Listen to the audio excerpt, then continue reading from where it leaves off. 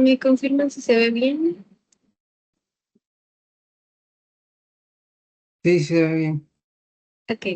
Entonces, el día de hoy vamos a ver todo lo que es aparato urogenital, o sea, el sistema urinario y el sistema genital.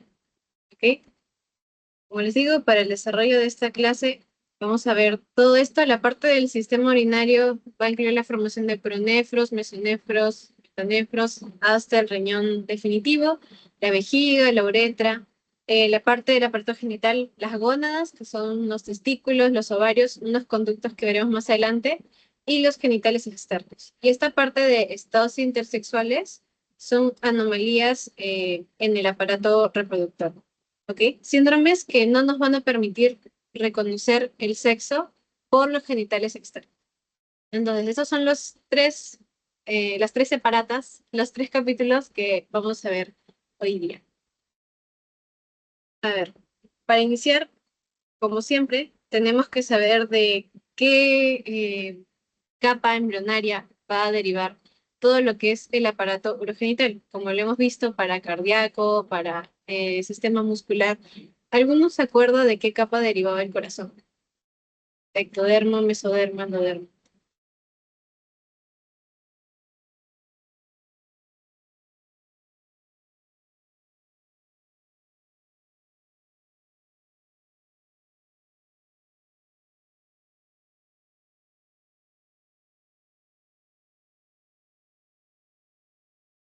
A ver, lo más importante de cada capa, para que recuerden. Ectodermo, lo principal, sistema nervioso central, y la epidermis, que es la capa más superficial de la piel.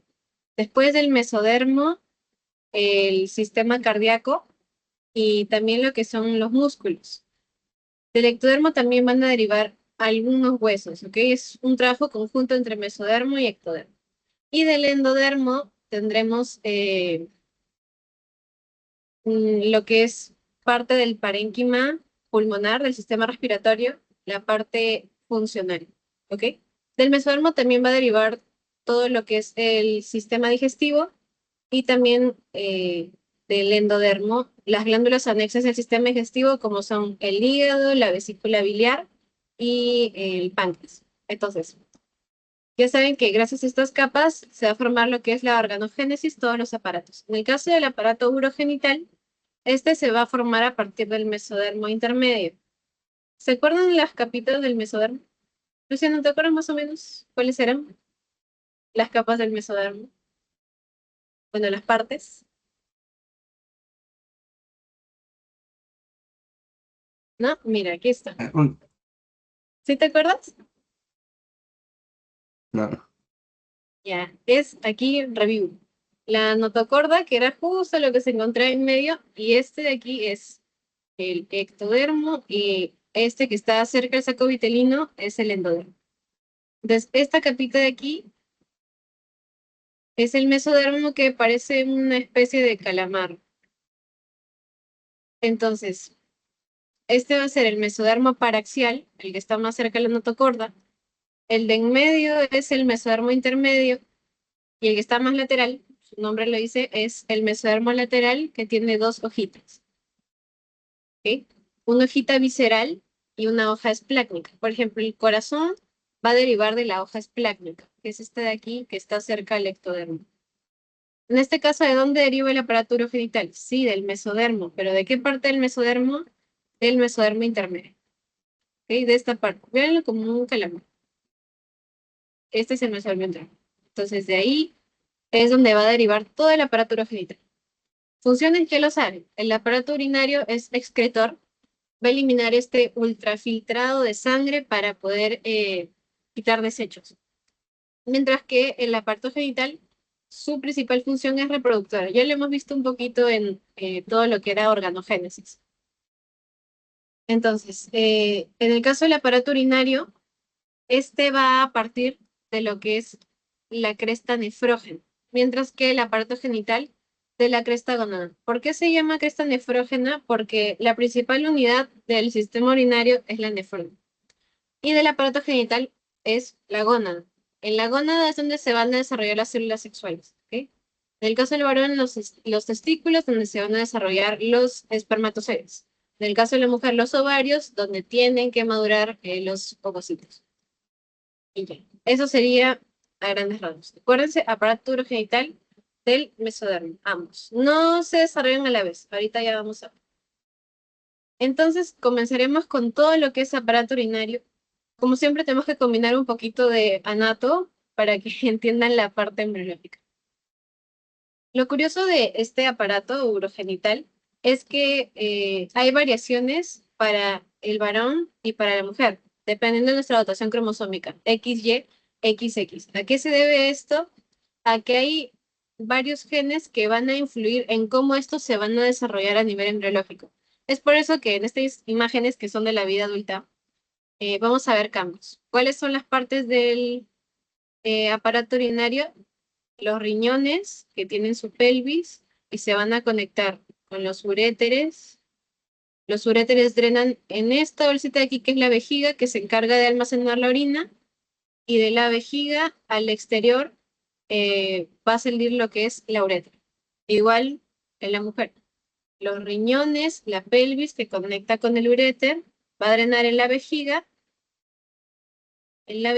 y después esto sale por la uretra. Como ven la diferencia, en el caso del varón la uretra es de mucho mayor tamaño que en el caso de la mujer, y también es debido a esta dotación genética, esta variación en genes y en factores que tenemos, porque el varón tiene el cromosoma y la mujer tiene dos cromosomas X. Entonces, lo primero, si queremos hablar del sistema urinario, tenemos que hablar de estos tres, ¿ok? Que digamos que son los riñones primitivos, por así decirlo. Son, toda esta zona aquí, este es un embrión de aprox 4 semanas. ¿Cómo sé que es un embrión de 4 semanas? Bien, primero, ya vimos esto un poquito, lo vamos a ver en el sistema nervioso, tenemos lo que es la curvatura cefálica. Segundo, esto de aquí, que es la yema pulmonar, que más adelante va a formar los pulmones. Tercero, esta dilatación de aquí, que es el futuro estómago. Después, este bultito, que es el primordio del futuro hígado. Aquí, como ven, el embrión ya no es una lámina, sino es casi un tubito. Y vemos que el intestino, ¿qué intestino se acuerdan conectada con el saco vitelino? ¿Anterior, medio o posterior? Anterior, medio, posterior.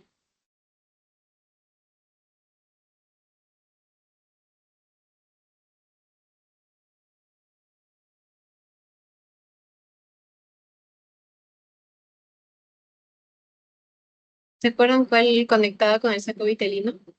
De los intestinos que vimos. Intestinos primitivos.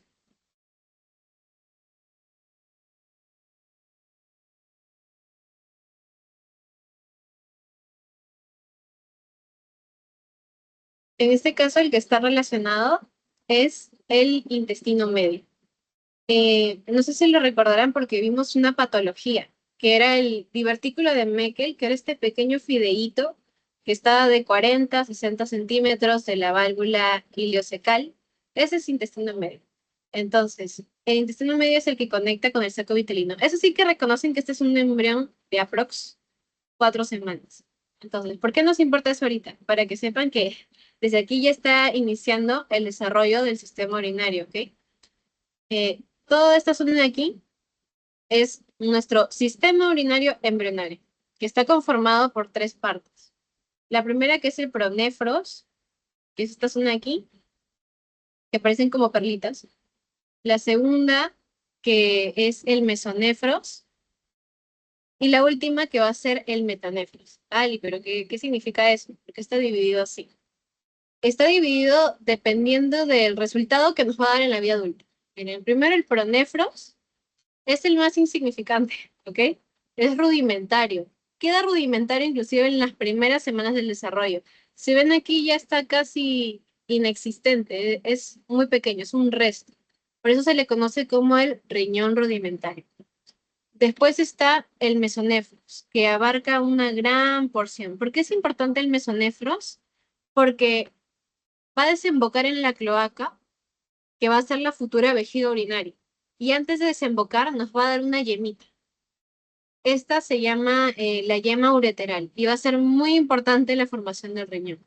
Y finalmente está el metanefros, el más importante, el que tienen que recordar porque usualmente se los preguntan y lo van a ver en práctica también, que va a ser el futuro riñón definitivo. Es aquel que va a cumplir la función de filtrado de sangre y va a contener a lo que es la nefrona, la unidad funcional de los riñones, ¿ok? Unidad altamente especializada en filtrado de sangre.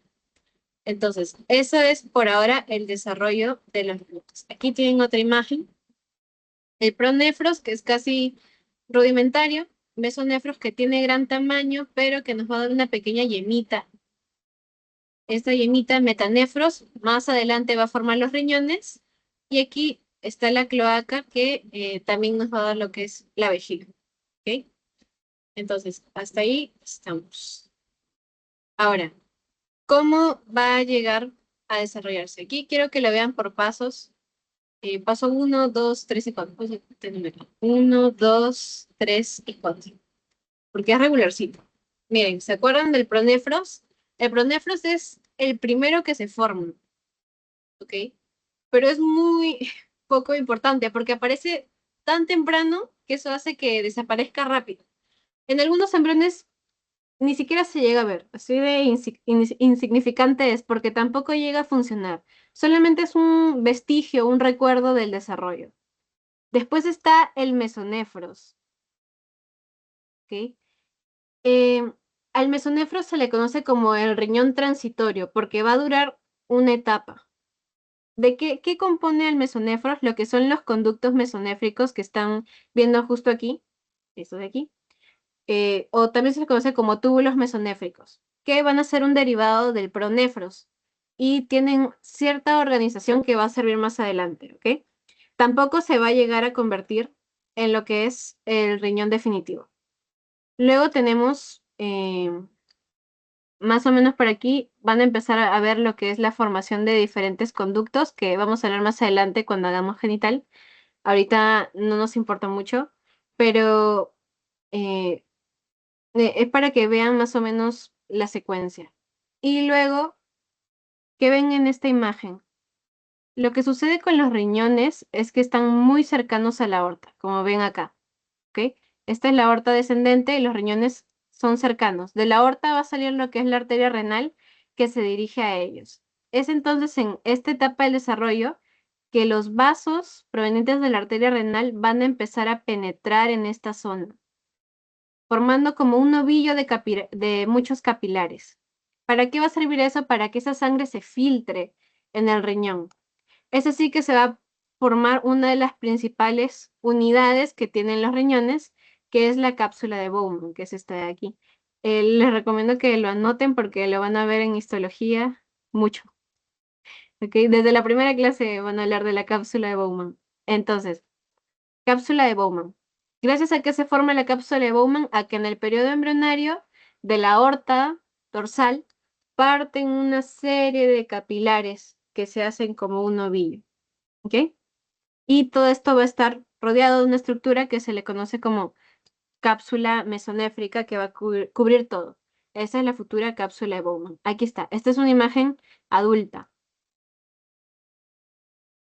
¿Ok? ¿De qué se encarga la cápsula de Bowman? Filtrado de sangre. Este espacio de aquí es el espacio donde va a llegar y se le conoce como espacio de Bowman. Y ya. Eso es esta parte del desarrollo. Ahora, ¿cómo se van a formar los riñones? Que es lo que más nos importa. Los libros nos mencionan dos fuentes. Una que es la yema metanéfrica, que ya les dije, también se le conoce como yema ureteral. Y la otra que es el blastema metanéfrico. ¿De dónde parte eso? ¿Dónde estamos? Miren. Uy, ahí está. Ahí.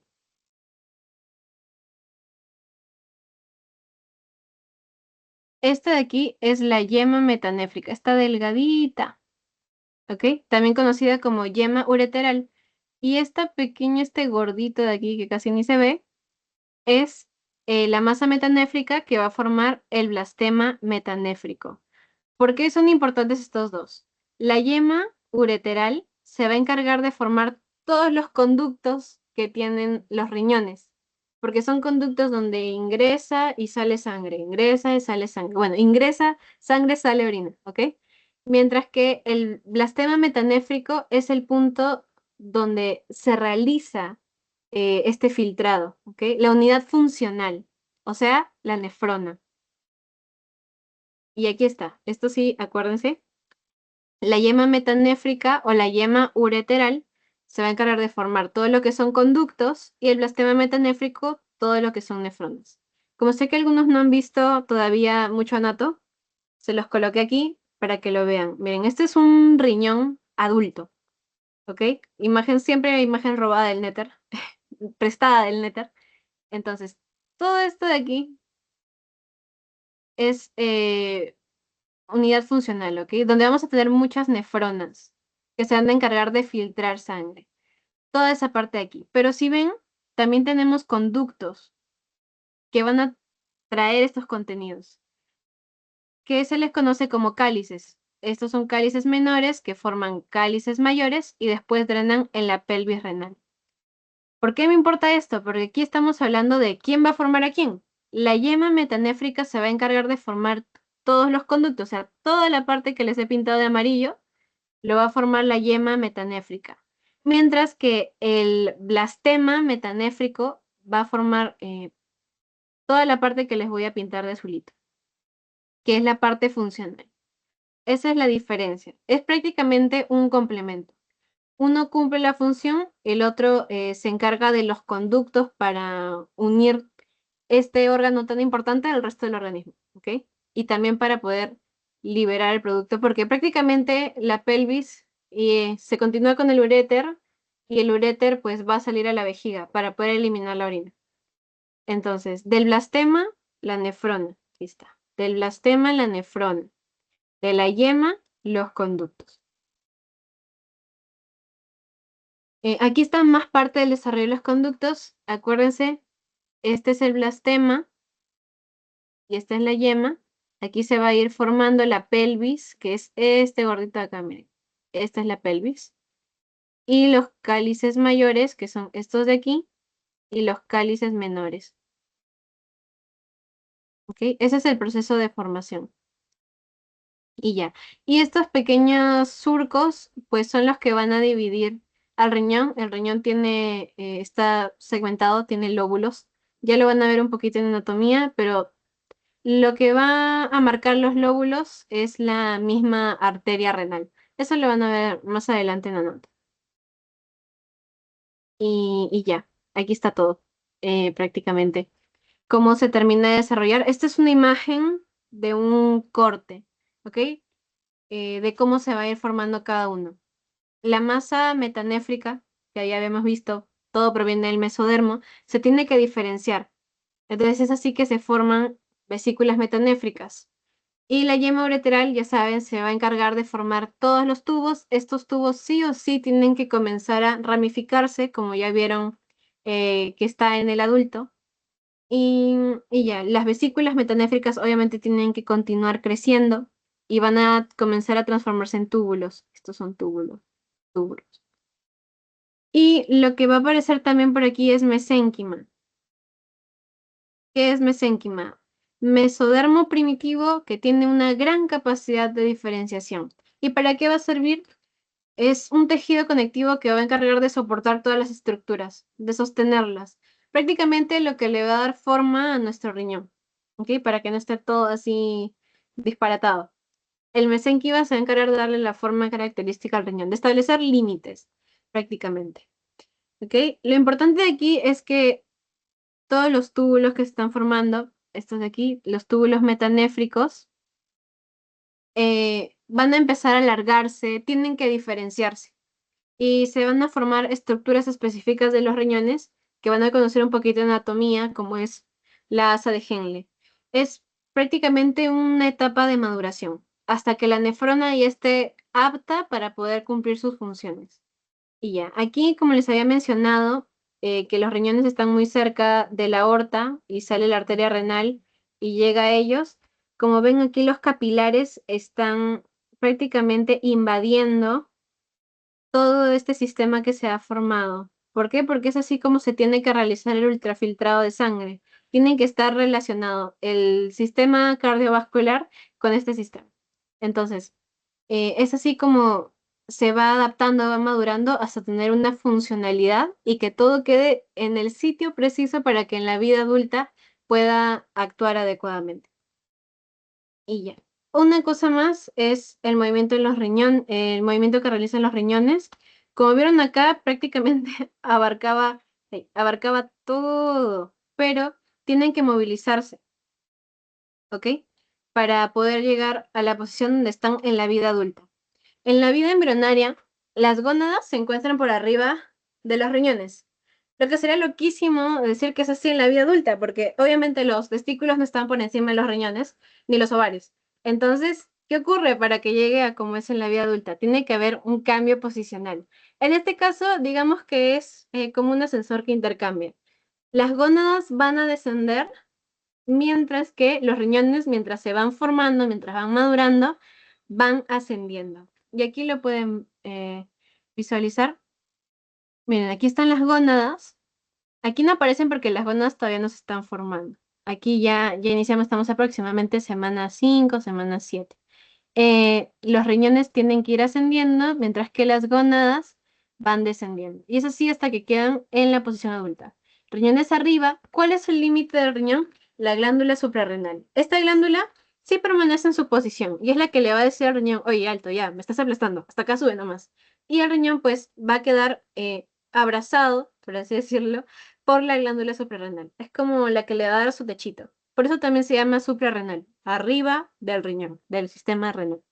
Y ya. Y las gónadas, pues aquí ya descendieron, ¿ok? Esta de aquí es la vejiga. Y ya saben, pues, cómo funciona el conducto. Es riñón, la pelvis, el uréter, drena en la vejiga. Y la vejiga después la uretra para que salga al exterior. Y ya está. Aquí otra cosita muy importante, la cloaca. No sé si se acuerdan de la cloaca, que era este punto donde se unía el endodermo con el ectodermo. Prácticamente como el recto primitivo, por así decirlo. Así lo vimos un poco cuando estábamos haciendo sistema digestivo.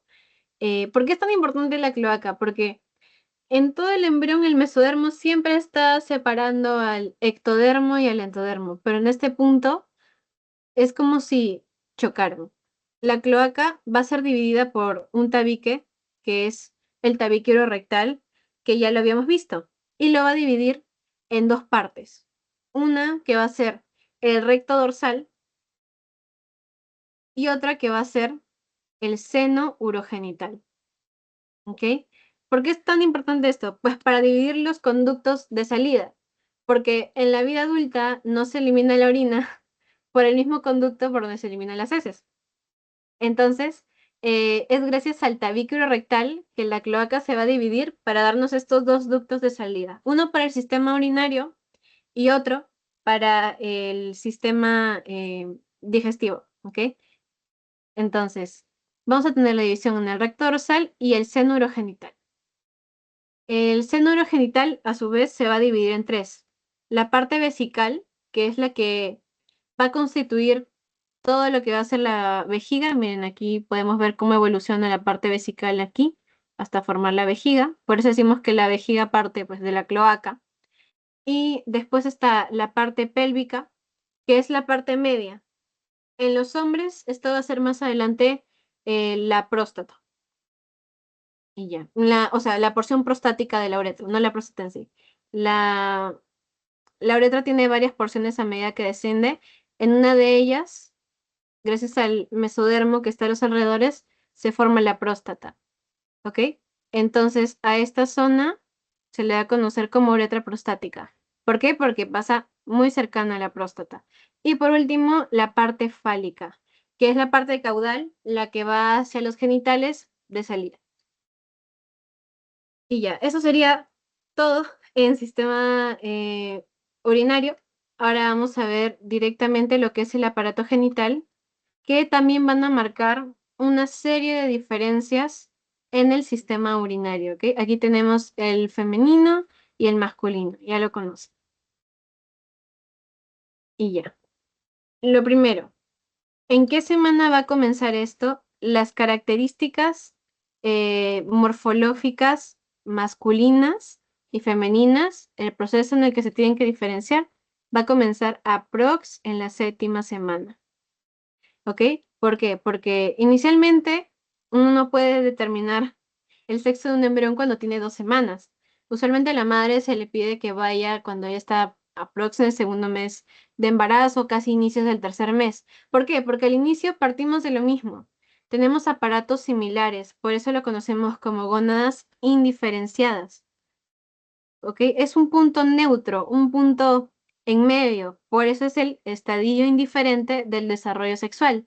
No es hasta la semana 7 que por influencia de genes, factores, de hormonas, es que esto va a cambiar y ya veremos cómo se va a formar el aparato genital masculino o el aparato genital femenino. ¿Ok? Entonces, ¿cuándo empieza a ocurrir esto? En la semana 7. ¿Qué tengo que acordarme aquí? Que primero se desarrolla el sistema urinario, ¿ya vieron? ¿Vieron la imagen en la que estaban descendiendo los riñones? Todavía las gónadas no estaban ni pensadas. Entonces, típica pregunta de examen, ¿qué se desarrolla primero? ¿Sistema urinario o sistema genital? Primero se desarrolla el sistema urinario y segundo el sistema genital. De hecho, el sistema genital es el último de los sistemas en terminar de concretarse, terminar de desarrollarse. Pero eso también lo estamos viendo casi por el final. Entonces, aparato genital, ¿por qué lo tenemos que ver justo ahora, antes del sistema nervioso? Porque va de la mano con el sistema urinario, ¿ok? Entonces, sistema genital, 7ª semana, después del sistema urinario. Y antes de eso tenemos un periodo indiferente, neutral, del desarrollo sexual. Acá, como siempre, imágenes del néter, para que vean cómo es en la vida adulta todo el sistema genital. Los testículos y ovarios son gónadas. No sé si se acuerdan cuando vimos gametogénesis. ¿Alguno se acuerda qué importante pasaba en testículos, en ovarios?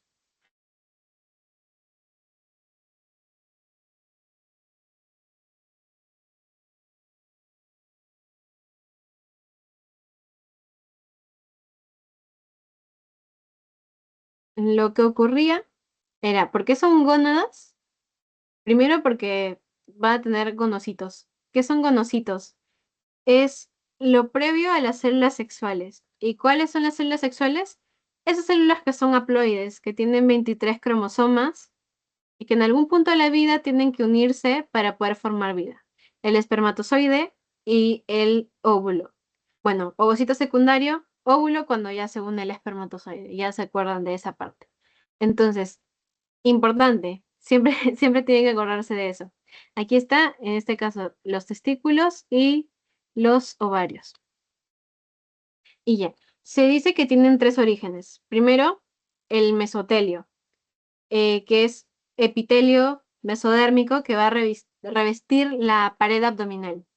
Después, mesénquima subyacente, ya saben lo que es mesénquima, digamos que es tejido conectivo embrionario que se puede adaptar. Y finalmente, las células germinales primitivas, que ya saben, más adelante, eh, tienen que formar espermatozoides, tienen que formar ovocitos. Y ya. Esto sería hasta esta parte. Aproximadamente para la 5ª semana seguimos con las gónadas indiferenciadas. ¿Qué nos diferencia a los varones y a las mujeres? Nuestra dotación cromosómica. Las mujeres tenemos 2 cromosomas X, no sé si se acuerdan de la cromatina sexual, uno de ellos se tiene que inactivar y el otro es el encargado de los caracteres. Cuando vimos la teoría de la laionización, que ocurre solamente en mamíferos hembras. En el caso de los varones, ellos no tienen corpúsculo de Barr porque no se inactiva ningún cromosoma X. El que nos va a aportar es el cromosoma Y, es el que va a generar los cambios, el genotipo, perdón, el fenotipo característico de los varones. Entonces, ¿qué diferencia el cambio? Cuando hay una dotación XX, la corteza va a formar lo que son los ovarios y la médula involuciona, sufre una regresión. En el caso de los varones, es al revés. Cuando hay una dotación XY, la médula nos va a dar los testículos y la corteza es la que involuciona. ¿Qué sucede con los varones? Quedan algunos remanentes que se les conoce como remanentes vestigiales. ¿Qué es un remanente vestigial? Estructuras que pierden su función original, ¿ok? Nada más. Entonces, eso ocurre en el caso de la dotación cromosómica. ¿Cuál es la diferencia? En el caso de la mujer, la corteza evoluciona a ovario. En el caso del varón, la médula evoluciona a testículo. Y ahí es así como se van a ir formando las gónadas más adelante, todavía para la quinta semana, indiferenciadas. Y aquí está la importancia de las células germinales primitivas. Como saben, son células germinales que van a tener un gran tamaño. Aproximadamente van a ser visibles desde la cuarta semana, pero van a estar cerca del endodermo, muy cerca del saco vitelino. ¿Ok? Pero como tienen que llegar a la zona donde se va a desarrollar el sistema genital, el sistema sexual, tienen que migrar, movilizarse para que inicie todo este cambio. Es así como acá creo que se ve, sí, aquí está la imagen de la migración. Ay, bueno, ahí está la imagen de la migración de las células sexuales, son esos puntitos que están un poquito de azulito. Tienen que migrar hasta donde va a ser, donde se va a formar las gónadas. Y eso ocurre aproximadamente entre la quinta a la séptima semana. Y aquí está la diferencia. Si estas células germinales primitivas migran a la corteza, se van a formar los ovarios. Si migran a la médula, se van a formar los testículos. Justo lo que acabamos de ver. Dotación XX va a motivar a que las células vayan a la corteza, se forma ovario. Dotación XY van a motivar a que las células vayan a la médula, se forman los testículos.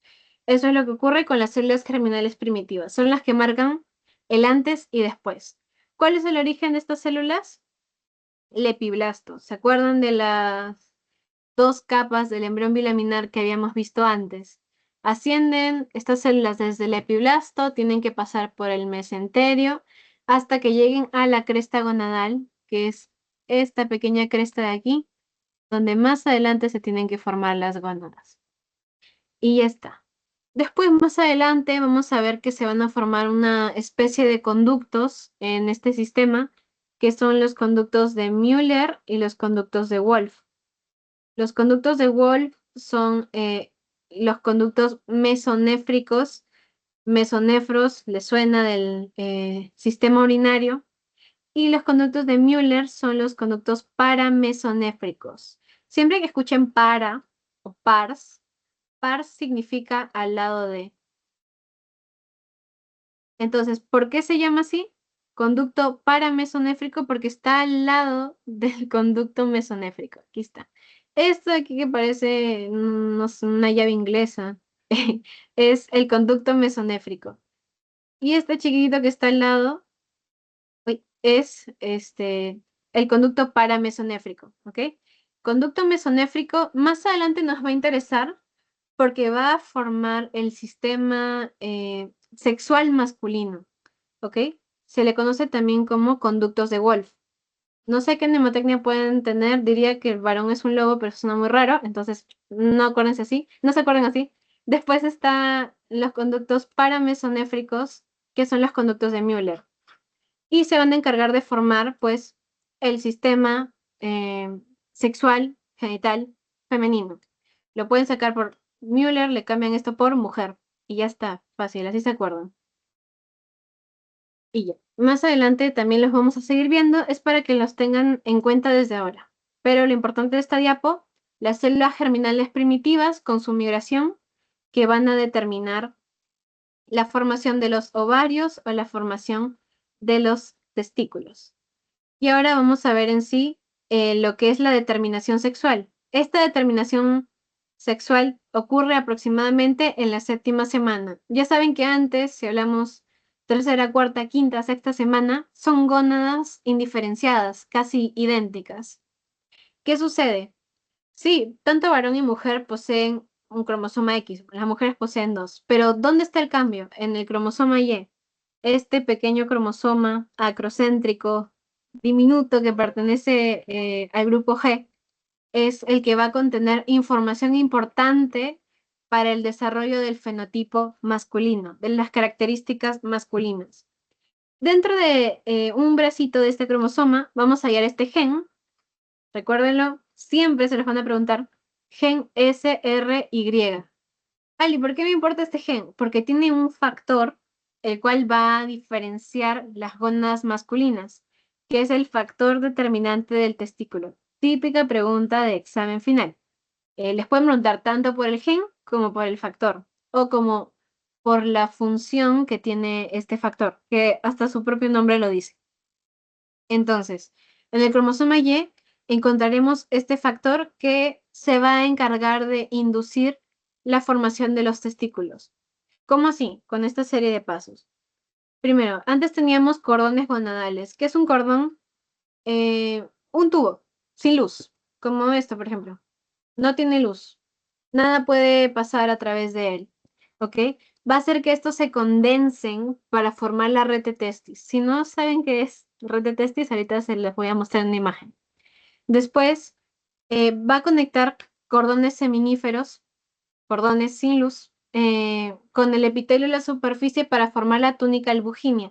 ¿Qué es la túnica albuginea? Es una membrana que se va a encargar de cubrir los testículos. Y después, gracias a los cordones seminíferos, se forman lo que son los túbulos seminíferos. No sé si se acuerdan, en los túbulos seminíferos se van a formar los espermatozoides.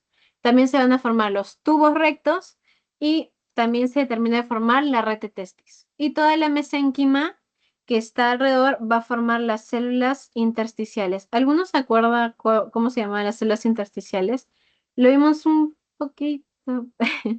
En gametogénesis. Habían dos, las de Leydig y las de Sertoli. ¿Se acuerdan cuál de las dos era intersticial?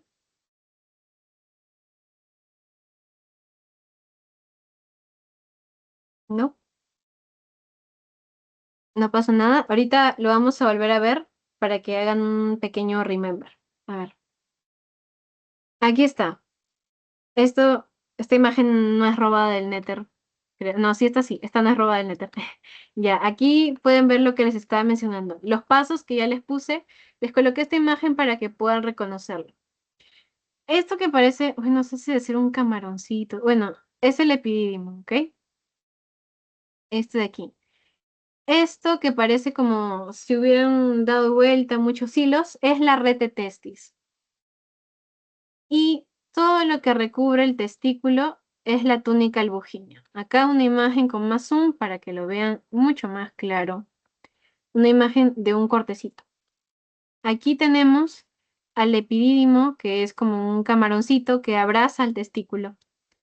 Esta de aquí es la red de testis. Y estos primeros tubitos que ven son los tubos rectos. Y estos son los túbulos seminíferos donde se tienen que formar los espermatozoides. ¿Ok? Esto es todo lo que se va a formar gracias al factor, al TDF, al factor determinante de testículo.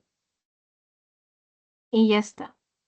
Entonces, esos serían los pasos de la determinación sexual masculina. Aquí para que recuerden, importante, por favor, esta parte, sí, acuérdense de la función de estas celulitas. Esto es lo que les decía, cordón seminífero. ¿Qué sucede con los varones? No es como en el caso de las mujeres, seminífero. No es como en el caso de las mujeres, me falta el nombre.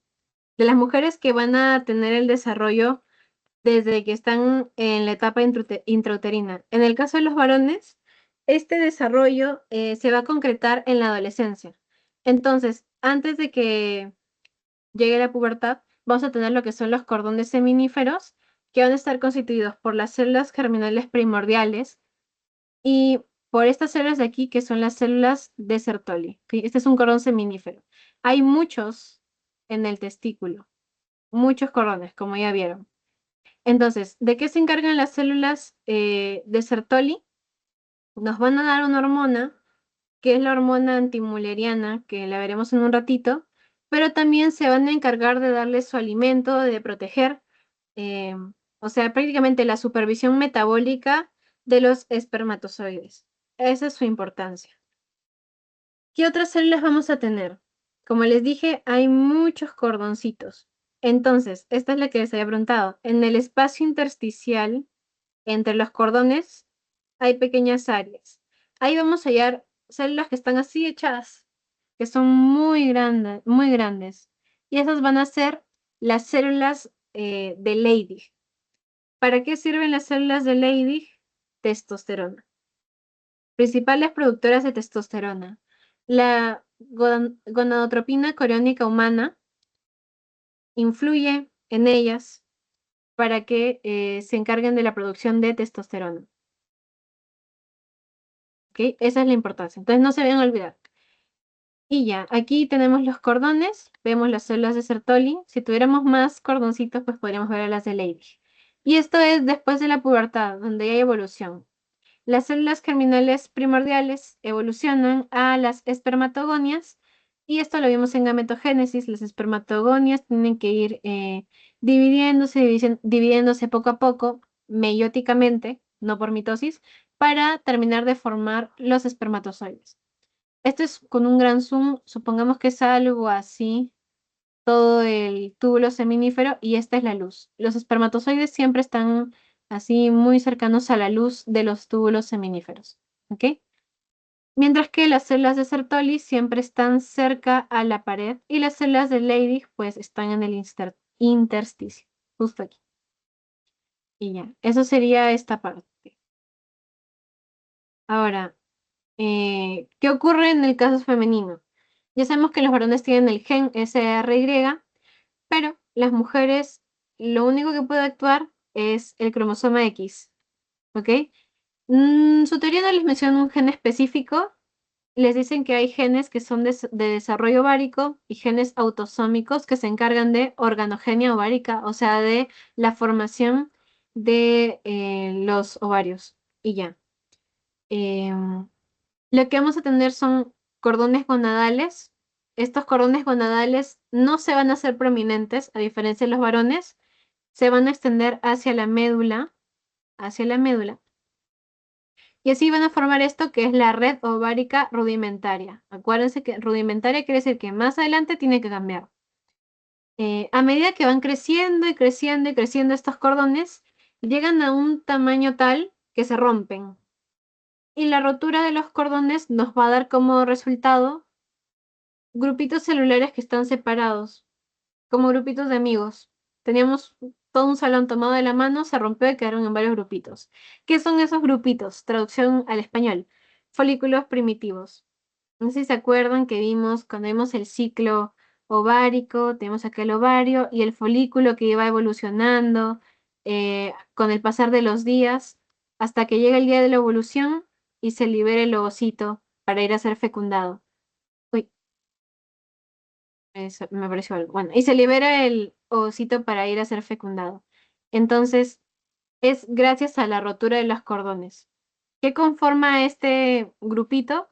Un ogonio, que es la célula que más adelante va a formar el óvulo que tiene que ser fecundado, y este de aquí que lo rodea, que es primero una monocapa de células planas, ¿ok? Acuérdense que el folículo va evolucionando. Aquí estamos en etapa intrauterina, entonces vamos a tener células planas alrededor del ovocito. Después, en la pubertad, van evolucionando, pasa de ser un folículo primitivo primordial a un folículo primario, después a un folículo secundario, folículo de Graf, y así hasta que puede ser fecundado o no puede ser fecundado, forma cuerpo lúteo, etc. Eso ya lo vimos. Y ya está. Esta sería la parte femenina, mucho más corta que la parte masculina. Y aquí el punto de comparación, ¿ok? Ante presencia de lo más importante, que es la TDF o la ausencia de la TDF. Ya saben que la TDF se encarga de la diferenciación de los testículos, ¿ok? El factor de diferenciación testicular. Entonces, en el caso de los varones, que hay TDF, pues se van a desarrollar los testículos para formar la red de testis, para formar los túbulos rectos, los tubos seminíferos Y ya en el caso de las mujeres que no se desarrollan, miren la diferencia, vamos a tener cordones que van creciendo y después terminan por romperse para formar folículos. Aquí los tienen en la imagen. Y ya, esa es la comparación. Y listo. Ah, ya, aquí lo que les iba a explicar de los conductos genitales, que les hice spoiler del conducto de Müller y del conducto de Wolff. El conducto de Müller va a formar todo el sistema genital femenino y el conducto de Wolff el masculino. ¿Ok? Ambos embriones tienen ambos pares. La diferencia está en cuál se desarrolla o no. Entonces, si se desarrollan los conductos de Müller, vamos a tener el sistema femenino; si se desarrollan los de Wolff, el masculino. Pero los embriones cuentan con ambos. ¿De qué se encarga inicialmente el conducto mesonéfrico? De drenar la orina. ¿Ok? Más o menos en la 8ª semana, en el caso de los varones, estos van a recibir lo que es una influencia de testosterona. Es por eso que en el varón el sistema urinario está conectado con el genital. O sea, el mismo espacio por donde se micciona también es el espacio donde va a ocurrir la eyaculación, la liberación de espermatozoides y semen. Es debido a que provienen de este conducto, de los conductos de Wolff.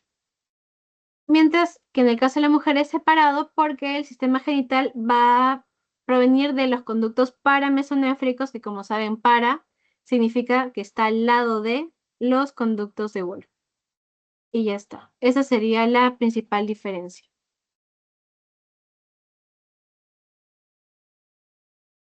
Ok, aquí la parte del desarrollo del fenotipo masculino. Eh, ¿Qué va a formar el conducto de Wolff? Bueno, ya saben que primero se encargan de drenar orina. ¿Ok? Siempre que lean mesonefros, pues esto viene del sistema urinario, orina. Y la importancia en el aparato masculino es que va a estar influenciado por la testosterona, como les dije, y gracias a eso va a formar eh, todo esto de aquí, que es el epidídimo, que ya lo habíamos visto, por aquí está, aquí está, el epidídimo va a formar el conducto deferente y también va a formar el conducto eyaculador. ¿Ok? La gonadotropina corónica humana, ya les dije, es la que actúa en las células de Leydig, que son estas células larguitas, para la formación de testosterona, la hormona androgénica más importante de los varones. Ahora, ¿qué ocurre con los conductos paramesonéfricos? Ya saben que estos se encargan de formar todo el sistema de la mujer, entonces, ¿por qué nos interesa verlo en el varón? Porque hay una hormona que se encarga de evitar que estos conductos se formen. Esa es la hormona antimülleriana. Su propio nombre lo dice. En contra de Müller. ¿Quién es Müller? Los conductos paramesonéfricos. ¿Dónde se va a producir esta hormona? En las células de Sertoli. Típica pregunta de examen. ¿Ok? Entonces, acuérdense. Las células de Sertoli le dan soporte alimenticio metabólico a los espermatozoides y se encargan de la hormona antimülleriana, la cual va a evitar que los conductos de Müller se desarrollen. Mientras que las células de Leydig pues se van a encargar de la producción de testosterona. La testosterona influye en los conductos de Wolff y se va a formar epidídimo, conducto deferente y conducto eyaculador. La otra parte. ¿Cómo se forma la próstata? ¿Cómo se forman las glándulas vulvoretrales? Ok. Para el que no sabe qué son las glándulas vulvoretrales, son las encargadas de liberar el líquido preseminal, mientras que la próstata es la encargada de liberar líquido seminal, ¿ok? Esa es la diferencia entre ambas. Ambas van a provenir de evaginaciones. ¿Qué quiere decir esto? Pequeños crecimientos laterales, ¿ok? Es gracias a ello que se van a formar. Miren, aquí tenemos vejiga. La vejiga forma la uretra. En el caso de los varones, debido a la longitud, la uretra la podemos dividir en varias partes. Primero, lo que es la uretra membranosa, que es la primera porción de la uretra, ¿ok? Se va a encargar de contener el esfínter de la uretra, todo eso. Después vamos a tener la uretra esponjosa o la... Uy, esperen, me salté una uretra. Ah, ya. Primero es la uretra prostática, que va a tener a la próstata. Después tenemos a la uretra membranosa, que es la que tiene el esfínter de la uretra. Y por último, a la uretra peniana, que es la uretra que va a estar localizada a través del cuerpo esponjoso del pene. O sea, atraviesa todo el pene hasta la salida. ¿Ok? Y ya, es por eso que está conectado sistema genital con el sistema urinario, porque es por ahí que también se va a realizar la liberación de orina, como pueden ver, y la liberación del líquido preseminal y del líquido seminal con los espermatozoides, o sea, el semen con espermatozoides. Y ya está. ¿Cómo se forma próstata y glándulas vulvoretrales? Los alrededores van a vaginar. Esta de aquí es la próstata. ¿Y cuáles son las glándulas vulvoretrales? Estas chiquititas que ven por acá.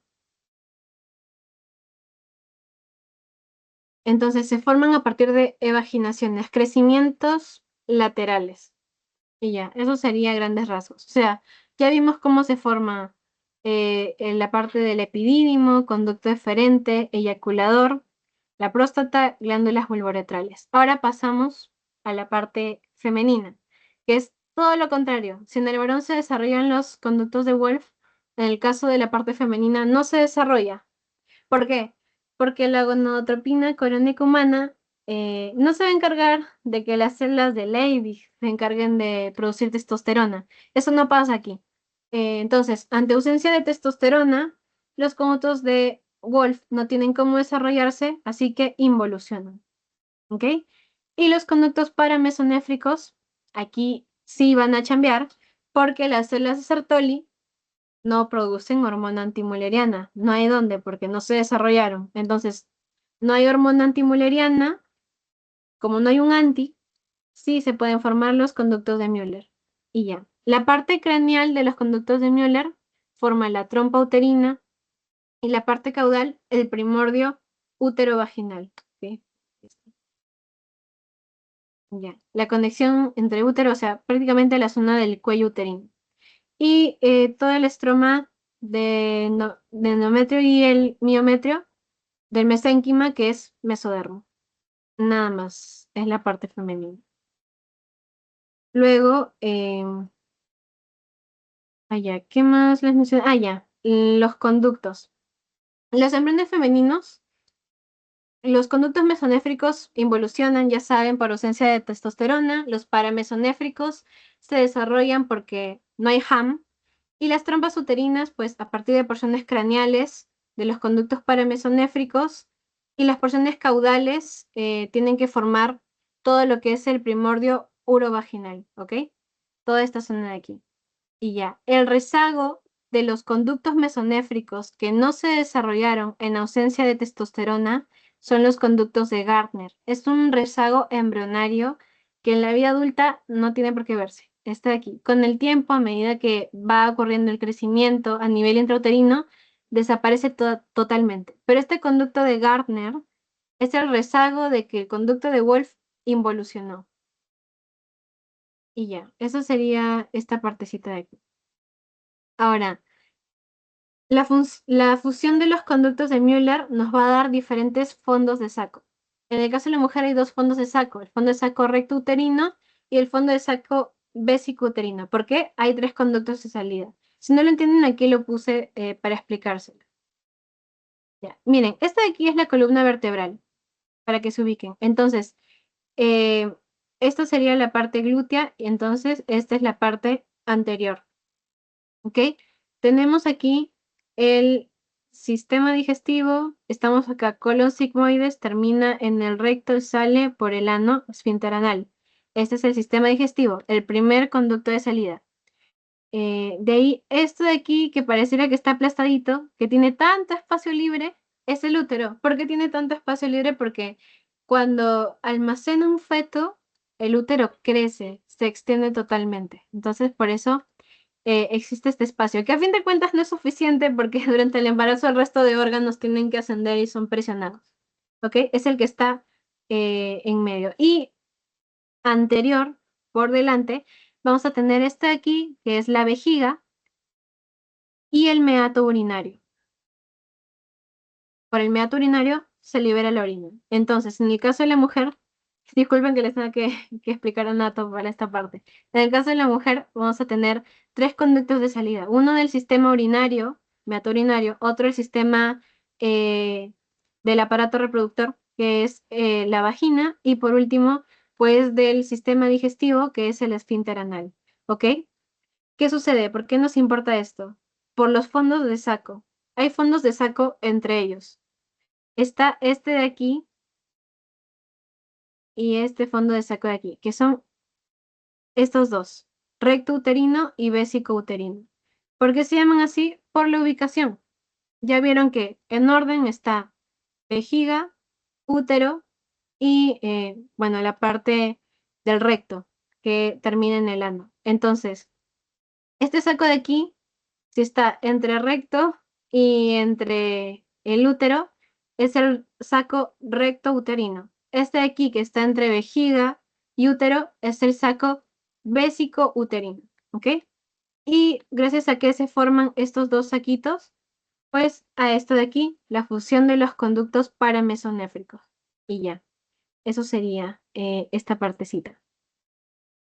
¿Ok?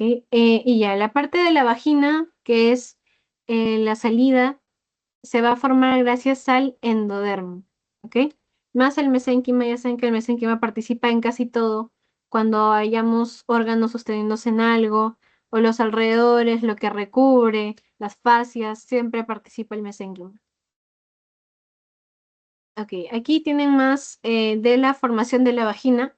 El contacto del primordio con la parte útero-vaginal, ¿se acuerdan que formaba acá? La conexión del cuello uterino. Esa interacción va a originar un pequeño tubérculo. Y ese tubérculo, gracias a invaginaciones, eh, va a formar lo que es la placa vaginal.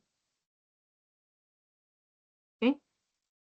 Y la placa vaginal, pues las células que son centrales en ella van a ir degenerándose, van a sufrir por apoptosis para que ésta tenga luz y pueda conectarse con el cérvix, con la parte uterina, ¿ok?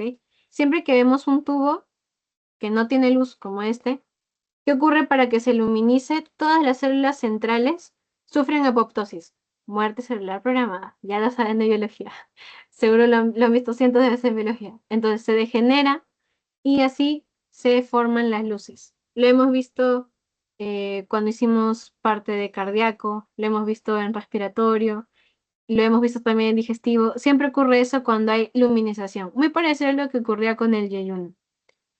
O también con la parte del recto, con el tercio inferior del recto. Y ya está. La formación de los genitales exteriores. ¿Cómo se forma el clítoris?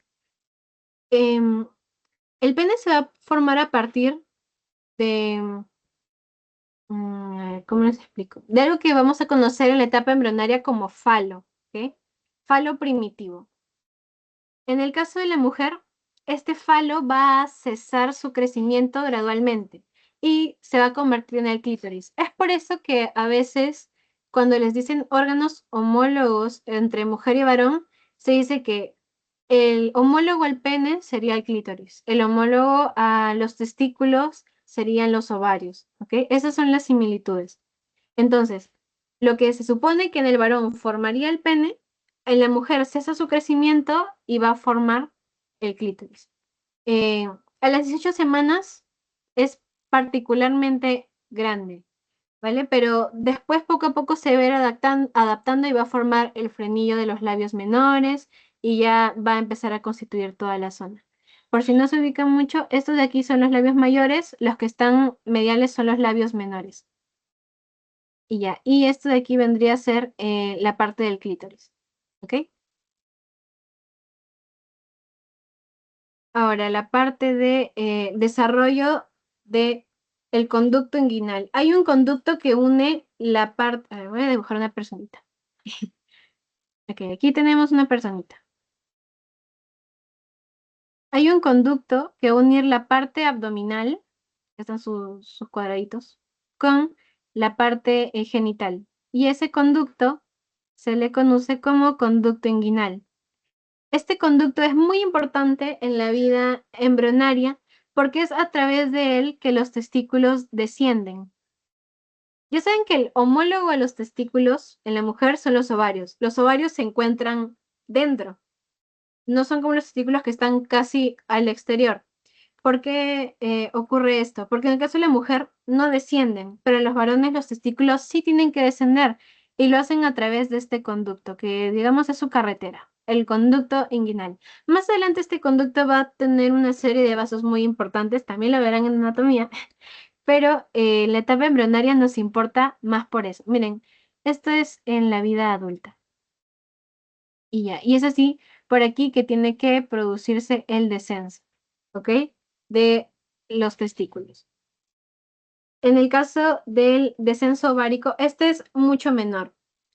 Hay un chofer, el cual se va a encargar de señalarle a las gónadas en dónde tienen que posicionarse. Ese es el gubernáculo. Los varones también cuentan con él. Es el que le dice, mira, ve por este caminito del conducto inguinal para que te localices donde vas a estar en tu vida adulta. La mujer también cuenta con él, el guía del descenso, ¿ok? Su chofer, el gubernáculo. ¿Qué ocurre en la vida adulta? En el caso de la mujer, la parte craneal del gubernáculo, por no decir la parte de arribita, esta zona aquí, se vuelve el ligamento ovárico. ¿Para qué sirve el ligamento ovárico? Sostiene ovario y útero, porque a fin de cuentas somos una caja llena de vísceras. De alguna manera estas tienen que sostenerse, si no imagínense caminar con todos los órganos caídos. Para eso son los ligamentos, para eso es el tejido conectivo, para eso existe el mesénquimo en la vida embrionaria, que más adelante es el tejido conectivo. Entonces la parte craneal va a formar el ligamento ovárico, la parte caudal forma el ligamento redondo. Y por aquí está en la imagen. Este es el ligamento ovárico, ¿ok? Le está dando toda para unir el útero con el ovario, como pueden ver.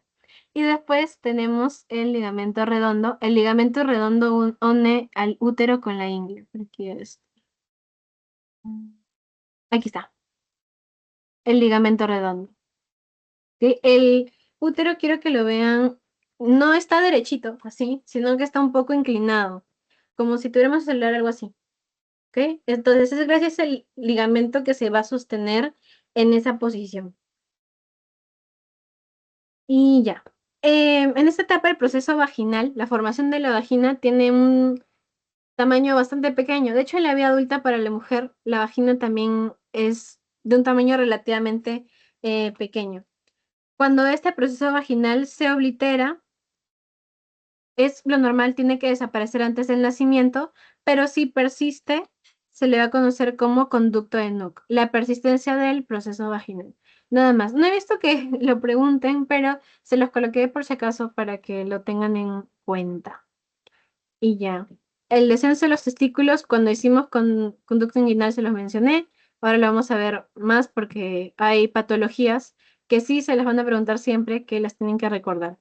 Esto es lo normal que tiene que ocurrir. Este es el conducto inguinal. Entonces, los testículos tienen que bajar desde esta posición abdominal, miren, aquí está el ombliguito, hasta aquí, a estar prácticamente alojados por debajo del pene.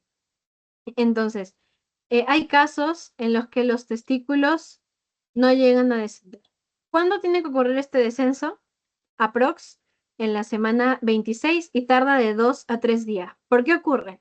Porque aumentan tanto en tamaño gracias al desarrollo de los conductos de Wolf. Primero en la etapa embrionaria es desarrollo. Después, en la etapa fetal todo es crecimiento, crecimiento, crecimiento. Aumento de tamaño. Entonces, aumentan tanto en tamaño y el mesonefro se llega a atrofiar que eh, prácticamente este peso va a hacer que desciendan a través de toda la pared abdominal.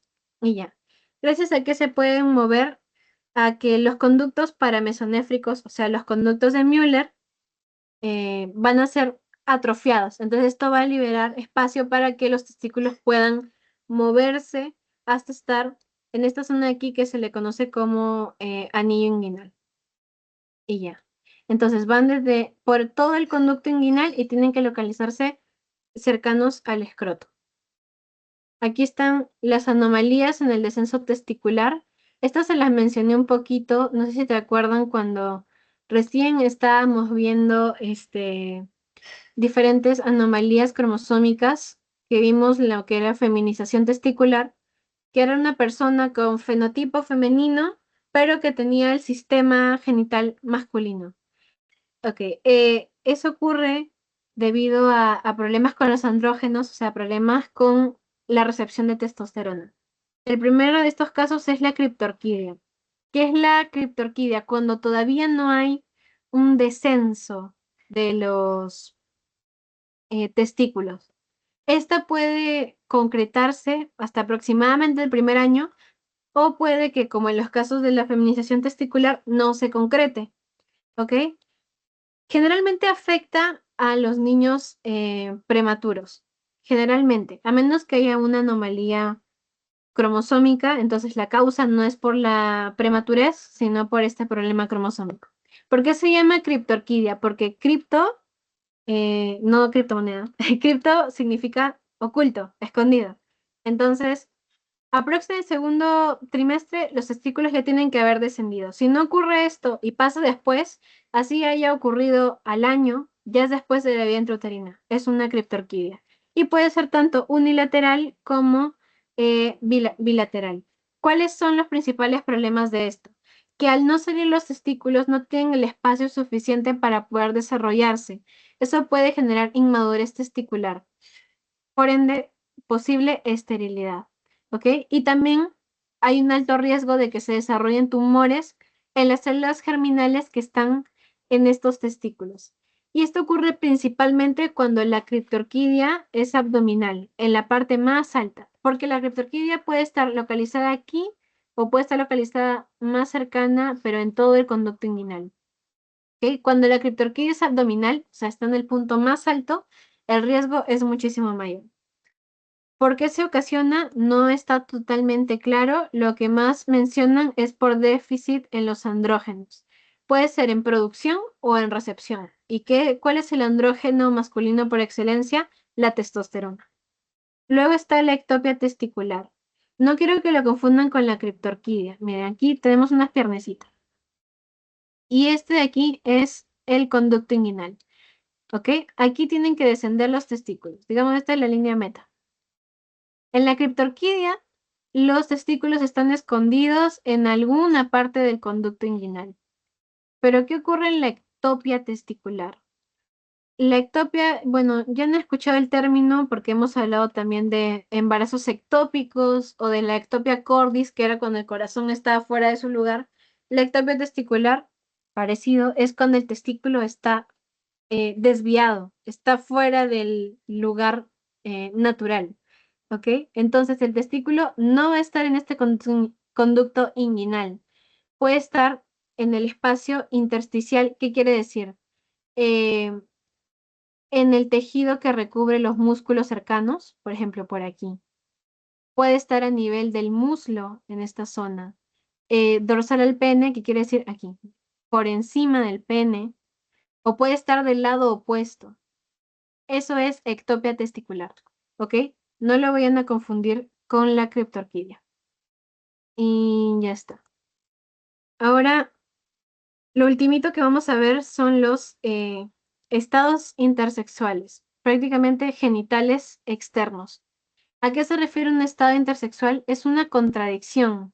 Al momento en el que se define el sexo, usualmente lo que hacen, bueno, las neonatólogas, las ginecobstetras, es reconocer los genitales. O sea, si hay presencia de vulva o si hay presencia de pene, nada más. Pero ¿qué es un estado intersexual? Es ese punto en el cual se realiza la inspección genital en el recién nacido, pero no se puede identificar con certeza qué sexo es. O sea, si estamos visualizando a alguien con carga XY, con carga XX, no se ve en el fenotipo, parecerá una combinación de ambos. Eso es el estado intersexual. Y ya, también se le conoce como genitales ambiguos. ¿Ok? Esto se los pusieron en su teo, por ahí, por eso por ahí se las coloqué. El proceso de diferenciación sexual lo acabamos de ver. Se determina el sexo, XY, XX. La diferenciación gonadal, que tiene que ya estar bien desarrollada más o menos para la séptima semana. Y finalmente el desarrollo de los genitales, tanto externos como internos, o sea, de todo el aparato sexual. ¿Qué ocurre en los trastornos del desarrollo gonadal? Tenemos estas causas. Trastornos en el desarrollo, que son por problemas cromosómicos, ya saben que siempre es por la carga cromosómica, que va a generar problemas en la transcripción de diferentes genes, como es el que vimos, el gen encargado de la diferenciación testicular, eh, o trastornos endocrinológicos. Siempre que escuchen endocrino, piensen en hormonas, ¿ok?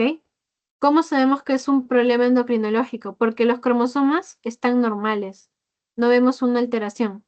Por ejemplo, si hablamos de anomalías cromosómicas, podemos hablar de un síndrome de Turner o de un Klinefelter, pero de un trastorno endocrinológico podemos hablar de un síndrome de feminización testicular.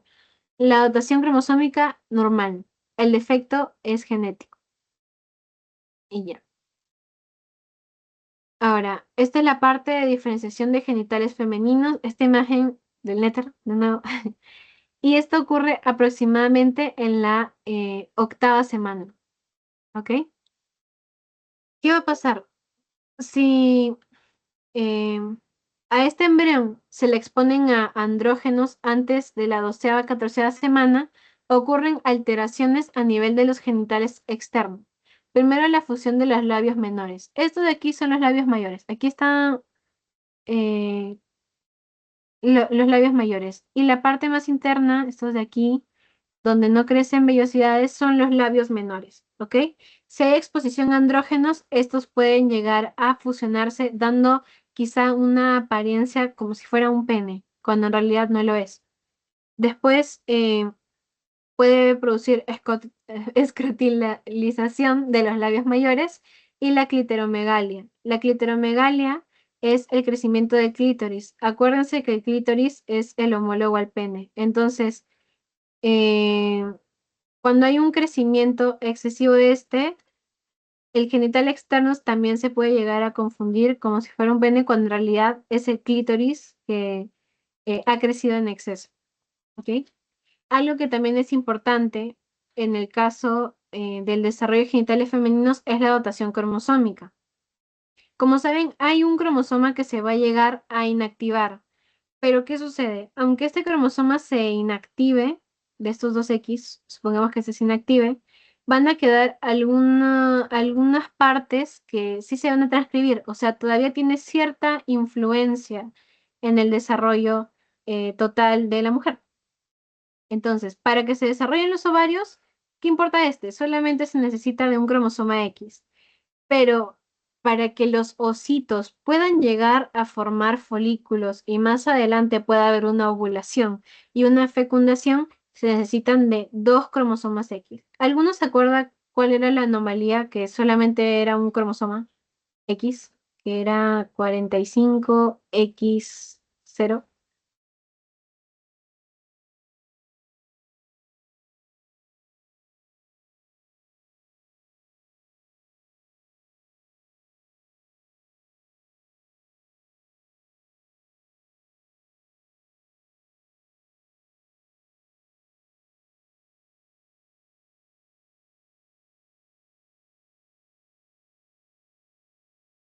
Nada, bueno, es el síndrome de Turner, ¿ok? Algo que caracterizaba el síndrome de Turner era la amenorrea. O sea, la ausencia de la menstruación. ¿Y por qué ocurre eso? La menstruación es una evidencia de que se ha cumplido con el ciclo uterino y también con el ciclo ovárico, que se ha pasado por todas estas etapas del crecimiento del endometrio y que también se han desarrollado los folículos para que estos puedan llegar a ser fecundados. Como ven aquí, se necesitan de dos cromosomas para que estos ositos no se pierdan. Entonces, en el caso de un paciente, de una paciente Turner, que solamente cuenta con un cromosoma X, sí va a contar con el desarrollo de los ovarios, pero padece de amenorrea porque no cuenta con ositos para poder tener este desarrollo normal, o sea, que cumpla con su ciclo ovárico, con todo esto, con el ciclo uterino en sí, con el ciclo menstrual, ¿ok? Entonces, esa es la diferencia. Ya, aquí hay una parte para que comparen. Esta de aquí, si acuérdense, el sistema sexual masculino se desarrolla entre la semana 6 a la semana 7, mientras que el femenino hasta la semana 12. En el caso del masculino, gracias al gen SRI, pues se van a diferenciar los testículos. Tenemos estas dos células importantes, las células de Leydig y las células de Sertoli. Las células de Sertoli que están cercanos a la pared de los túbulos seminíferos, por aquí más o menos. Y las células de Leydig, que son las células que van a estar en el intersticio. Las células de Leydig se encargan de testosterona y las células de Sertoli se encargan de dotación cromosómica y de esto que es muy importante, la hormona antimülleriana, que se encarga de prácticamente quilear a los conductos de Müller para que no se forme pues todo el sistema femenino, si no estaríamos en un poquito de problemas. Y ya está. Aquí, uy, les olvidé colocar la imagen. Bueno, era para que lo recuerden. Me había olvidado que se les había colocado. El problema eh, cuando falta esta hormona antimülleriana es que se van a formar los conductos de Müller, lo cual no debe ocurrir si ya se están desarrollando los conductos de Wolff. ¿Esto es correcto? Sí, pues estamos en el caso de la incodotación XX y pues tienen que desarrollarse los conductos de Müller. Y ya. Y ante la ausencia de testosterona, involucionan los conductos de Wolff. Esto ocurre en el caso de las mujeres. ¿Sí? Bueno, esto era para que recuerden los dos tipos de alteraciones. Primero las cromosómicas y las endocrinológicas hormonales. Les repito la diapo para que lo tengan fresquito porque ahorita vamos a ver anomalías. Ya. Estas dos de aquí. Estas son anomalías en el desarrollo, ¿ok? Anomalías en el desarrollo. Entonces tenemos el hermafroditismo. ¿Por qué se llama hermafroditismo? Hermes era el dios de la guerra y Afrodita era la diosa de belleza. Y características que en ese tiempo se atribuían directamente a varón y a mujer, ¿ok? No sé si es un poco machista, pero ok, no importa. Es para que sepan de dónde parte el nombre. ¿Por qué se dice hermafroditismo? Hermes, al ser el más característico en los varones, y Afrodita ser la más característica en las mujeres, si hablamos de hermafroditismo, hablamos de una persona que cuenta con las características de ambos, ¿ok? Características masculinas y características femeninas, como pueden observar en las imágenes. Lo más común en las personas con hermafroditismo verdadero es que los genitales externos parezcan masculinizados. Generalmente, la presencia de lo que son testículos falsos o un pene falso, que en realidad es el clítoris. ¿Ok? Es más común que sean pacientes 46XX, eso no quita que puedan ser pacientes con mosaico o que puedan ser 46XY. ¿Y por qué se dice hermafroditismo verdadero? Como les digo, hay características masculinas como femeninas tangibles del aparato sexual. Entonces, estas personas van a tener lo que es el ovoteste, gónada, ¿ok? Ovo que viene de ovario y teste que viene de testículo. Cuentan con tejido ovárico y también con tejido testicular. Por eso es hermafroditismo verdadero. Luego está la disgenesia gonadal mixta. Disgenesia viene de falta de formación gonadal, gónadas, y mixta pues es de ambas, tanto femeninas como masculinas. Y esto también va a producir canales ambiguos. Miren, este es un canal inguinal y en el canal inguinal encontrarán este aquí que es el teste, ¿ok? Este teste puede venir acompañado de una hernia o inclusive puede haber descendido. Pero tenemos esta gónada, entonces, ¿cuál es el problema? Hay testículo. ¿Qué ocurre? Que también hay estructuras mullerianas, o sea, estructuras femeninas que son persistentes. Y esto es característico de estos cariotipos, 46XY y de 45X0 o ¿qué síndrome era? A ver si.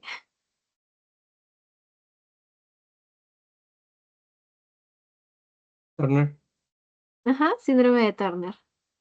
Y ya está. Eso es Digenesia gonadal mixta. Esto de aquí, acuérdense por favor, el logoteste del hermafroditismo verdadero. Verdadero porque es prueba irrefutable, están ambas gónadas. Y ya. La otra alteración endocrinológica, ¿ok? Ya no es un problema cromosómico. Y aquí están todas las causas. Generalmente son problemas con los andrógenos. Andrógenos, hormonas sexuales. Entonces, puede ser por un exceso, por un déficit, por problemas en los receptores, insuficiencia de gonadotropinas, que quiere decir de la hormona que se encarga de estimular estos andrógenos. Y tenemos estos dos casos, el pseudohermafroditismo femenino y el pseudohermafroditismo masculino. ¿Por qué se llama así? Ya saben que hermafroditismo son características femeninas y masculinas, pero pseudo significa falso, fake. ¿Por qué es un hermafroditismo falso? Porque no hay ovario y testículos, pero tenemos la apariencia de que hubiera partes del sistema genital del sexo opuesto. Por eso es un hermafroditismo falso, ¿ok? Es algo que aparenta, pero que en realidad no es. Y si realizamos un examen cromosómico, perdón, de cariotipo, pues vamos a ver que tiene las características de su sexo. Por ejemplo, el pseudohermafroditismo femenino, pacientes 46XX, que aparentaran tener genitales masculinos. Hermafroditismo masculino, pacientes 46XY, que aparentaran tener características femeninas. Entonces, ¿cuál es la causa más frecuente? Genitales ambiguos. Sí hay ovarios, no hay testículos. Entonces, sí estamos hablando de un paciente que ha tenido un problema endocrinológico, no un problema cromosómico, porque no hay testículo. Y ya, una de las principales causas es el déficit en la 21-hidroxilasa. ¿Y cómo se puede llegar a diagnosticar esto? Cuando pareciera que tenemos genitales masculinos, pero a la hora de palpar no se palpan testes, o sea, no se palpan testículos. Otra característica es que tienen una rápida pérdida de electrolitos, sí, una gran pérdida de electrolitos, entonces siempre se tiene que analizar eso. Son prácticamente características de la clínica. Y otra cosa que se tiene que hacer es un examen cromosómico. Si vemos que hay una apariencia de genitales masculinos, pero no podemos palpar testículos, y en el examen cromosómico nos sale que es mujer 46XX, entonces estamos ante un pseudohermafroditismo femenino, o sea, un hermafroditismo falso femenino. En el caso del varón, ya saben, como es masculino, pues tenemos 46XY. ¿Por qué ocurre? La diferenciación fue incompleta. Y aquí, ¿cómo van a diferenciar que es un pseudohermafroditismo? Porque sí hay testículos y no hay ovarios. De nuevo, es por el déficit de la 21-hidroxilasa. Uy, acá me confundí el copiarles esta parte. Em, Prácticamente acá lo que se realiza generalmente en el pseudohermafroditismo masculino es prueba también de cariotipo, prueba cromosómica, para identificar esta nomenclatura de aquí y reconocer si estamos tratando con un pseudohermafroditismo por problema endocrinológico o con un problema que sea por, ya saben, la parte cromosómica. Y ya, esas serían las anomalías. El hermafroditismo verdadero, donde sí va a haber ovario y testículo, y el pseudohermafroditismo, donde aparenta que hay genitales del género del sexo opuesto, pero que en realidad sí vamos a encontrar las gónadas del sexo que está relacionado con su cariotipo. Ahora, una cosa que les menciono en la teoría que les coloco es cómo se puede asignar el sexo en estos casos. Se tiene que hacer un análisis total del caso en cuestión y se va a asignar el sexo dependiendo de si el sexo cromosómico y el gonadal son compatibles con la fertilidad, ¿ok? Prácticamente se asigna el sexo para poder preservar la fertilidad. Entonces, si estamos en un caso donde hay genitales externos femeninos, pero encontramos ovarios y es un paciente que es 46XY, se le asigna el sexo femenino para poder preservar la fertilidad ovario, ¿no? En el caso de que la fertilidad no sea posible, eh, en ese caso es de acuerdo al fenotipo externo, a las características externas. Y también se tienen que evaluar las posibilidades de que haya un adecuado funcionamiento sexual en la vida adulta. Entonces se toma todo eso en cuenta para poder determinar el sexo femenino o masculino, en el caso de si no hay fertilidad. Cuando sí hay posibilidad de fertilidad, el sexo se asigna dependiendo de las gónadas y del sexo cromosómico, o sea, del cariotipo. Y ya, chicos, eso sería eh, toda la parte de urogenital. Aquí ya saben, siempre para embrio, el Langman y el Moore. La mayoría de cositas que sacó es del Langman, entonces ahí lo revisan. Y el Netter para las referencias anatómicas que siempre cuando estudien, eso lo voy a tercer ciclo. Todo va de la mano. Entonces, siempre que estoy en embrio tienen que tenerlo de la mano de anatomía. Un poquito también de histología, porque hemos visto ahí un poco de histo en la parte de urinario. Entonces, para que lo tengan en cuenta, les va a ser más fácil estudiar para sus exámenes si lo toman todo, si engloban todo. Ya, ¿alguno tiene alguna pregunta?